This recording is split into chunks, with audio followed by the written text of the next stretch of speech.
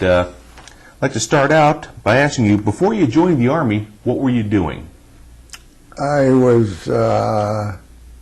got out of high school in June, and I enlisted, and I was 17 years old, and my mother had to go with me down to St. Paul and sign for me, and I couldn't get in the Navy because I was colorblind, but I did enlist in the Army, and from there I went to Camp Blanding, Florida, which is west of Jacksonville, a few miles, and that's where I took my infantry basic training. Any experiences on the that stand out in your memory in the transition from a civilian to a soldier? I had never been out of the state of Minnesota except for shocking grain out in North Dakota, and I was on a troop train from St. Paul, and we were stuck in the stockyards in Chicago for 3 days, which was not any fun. And we got to Florida, and I couldn't believe the palm trees. I'd never seen anything like it. The weather was just great, and I think that they built Camp Blanding in a cypress swamp. Now, after your training, when did you join the 12th Armored Division? Was it at Camp Campbell or Camp Barkley?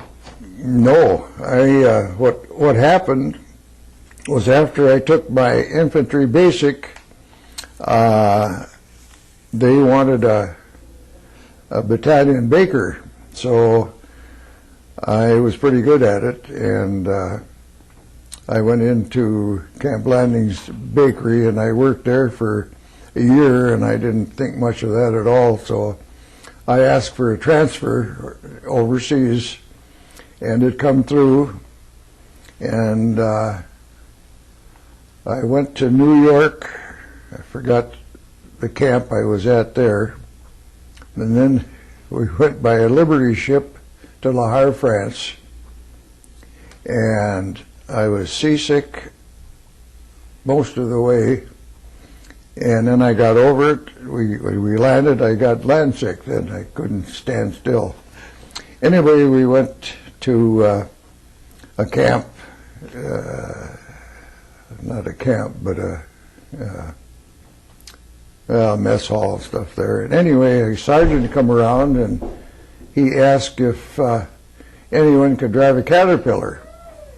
And I said yes, because I had driven a Caterpillar with the Northern Pacific Railway on a ditching crew.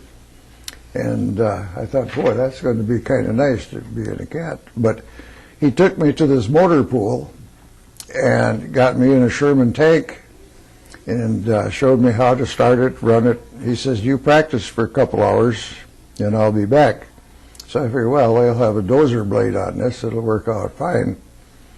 And he come back, picked me up, and away we went, and all of a sudden it's a lot of noise going on, a huge cordwood pile, and he says, this is your tank. And that was my first taste of combat.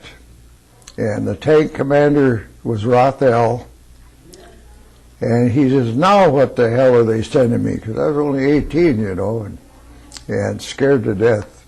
Herschel Dehart helped me out a lot. He was with the tank, and a few of the guys, so I met them, and that was the start of it.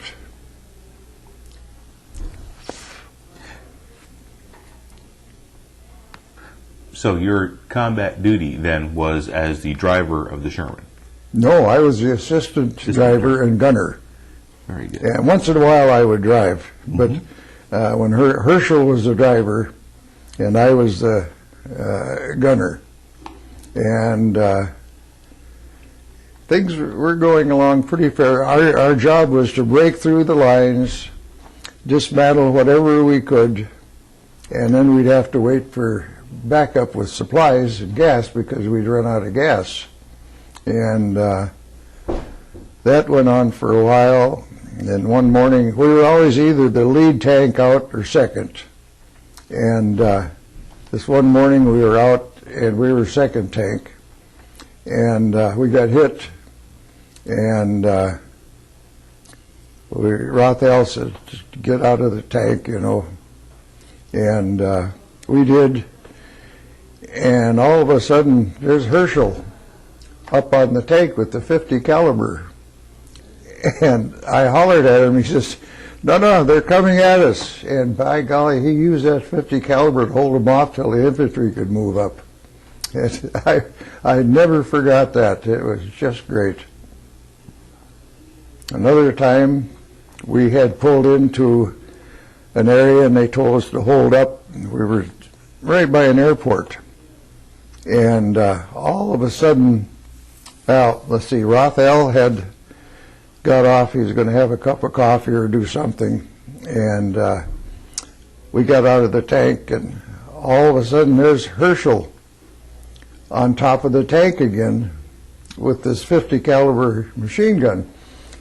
And he heard a noise way down at the other end of the runway.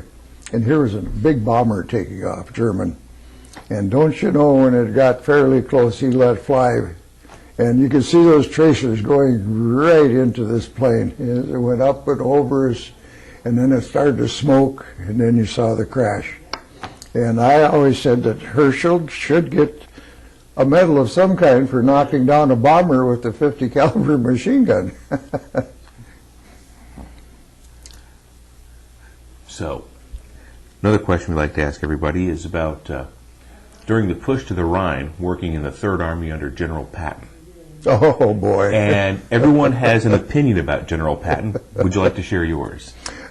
He was blood and guts. He kept us going. He said, "You go till you run out of fuel, we'll see that you get fuel," you know. And we did that. And there was no slowing us down.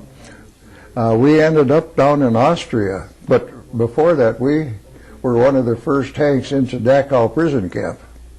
And that is the first time that I really got tears in my eyes to see such an atrocity as that. It was unbelievably bad. And from there, we continued on south into Austria, and I'll never forget, this was right towards the end of the war. At 10:02, there was a small village in this horseshoe turn on the other side, and with the PA system, told the German soldiers to go to the east side of town and the civilians to the west side, so we could take them prisoner, and they wouldn't do it. And at, I think it was 10:02 or 10:05, we got the word to fire into the whole, unbelievable. 2 minutes later, ceasefire, the war is over. Oh, geez, those, I can't get that out of my mind, that those people were about 2 minutes away from surviving. But we took a lot of prisoners,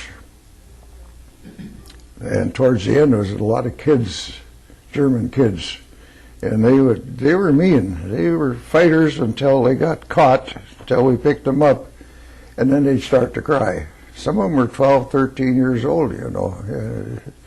Tough to take. So, after the war was over, what did you do in terms of, when did you come home? I didn't have enough points, so I went to Karlsruhe, Germany. They transferred me over there. And we had a battalion newspaper, and they put me in charge of the Hochschule, which was kind of a high school in Germany. And they let me stay there was a nice apartment right there. And then I had the battalion supplies that I could keep locked up there. And we started the German youth with playing baseball and football. But first, their football field had been bombed out. There was a huge hole in it. We got that filled in, and the kids really enjoyed baseball. So I was there about, let's see, that winter, and I had an offer to take my discharge over there and stay with the government. And I said, no, I want to go home. So in the meantime, I had acquired a little dachshund named Lenny. Cutest dog in the world, you know. And it come time for me to leave, and I couldn't leave the dog. It come attached to him, you know. And so I put her in my duffel bag, and we got back to Le Havre, and I let her out and run around. And this buddy of mine says, now if you can get her on the ship and we take off, they can't leave her. So I said, okay. So I got ready to board, and I had the dog in the duffel bag, and don't you know, there was a wolf right where they were. So he had me open it up, take everything out. You can't do that. And I looked at the dog, I didn't know what to do. But he says, you can go back into Le Havre and maybe find a vet and have her shipped to the States. He says, you got about 2 hours. So I went back into Le Havre and found a vet. Yeah, he says, I can do it for $125. That left me with $10. So I looked at the dog and I said, okay. And that's what happened. And they shipped her. And about 6 weeks after I got back to Minnesota, then the depot agent called me one morning early and said, there's a dog waiting for you here. So it was, I wouldn't want to go through it again, but it'll be an experience I'll never forget. Very, very, well, at a certain point you get where you're thinking, well, if you make it, fine. If you don't, fine. That's the way we looked at it, you know. And of course we would have a little cognac when we could. And after our tank got hit, we went back, and I thought we were supposed to get coffee and donuts from the Red Cross, and they were selling it. And of course we didn't have any money with us, so we didn't get anything. And I'll never forget that. And I give to the Red Cross, but I think I shouldn't most of the time, just because of that. So there was, a lot of experience. It grows a person up, I'll tell you. I was a young kid, and when I come out, I was an old man. For a year, I couldn't get used to civilian life. A little drinking. But I'm over that. Long time ago. Well, sir, I want to thank you for agreeing to sit with me and take this interview. And, of course, now we've got it stored on digital video, so we can have it there for researchers and historians. Okay.